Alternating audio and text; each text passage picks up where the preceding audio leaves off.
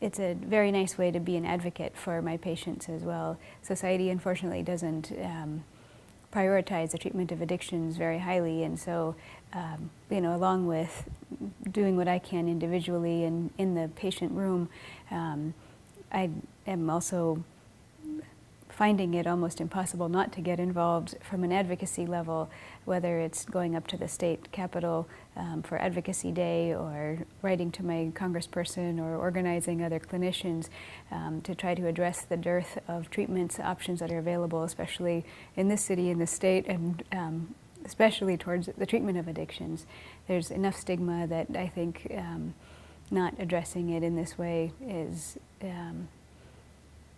it's not reaching as far as I can with what I can do. One of the main things that drew me to the program is its integration within the community, and that's one of my, one of my main interests in treating addictions is it's not just treating the person and the problem, but also the community that is impacted by the issue itself. And the University of Wisconsin's addiction psychiatry program is phenomenal in its integration of community services, everything from the state to private treatment centers like at Rogers, Harrington, all the way to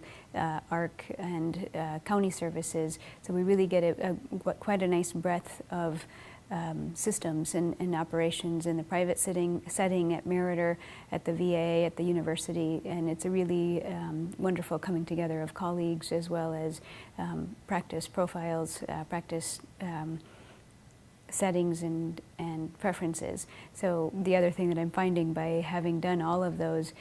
systems is each person and each clinician seems to have their own approach, and one approach is there isn't one way to skin this cat. So what's nice about that is being able to experience what works in different settings and being able to evaluate and integrate some of those same practice parameters into my own way of providing care. In addition to the diverse system settings, another very strong draw for me was the integration within the VA of recently they've done quite a bit with integrative medicine practices and approaches to treating addictions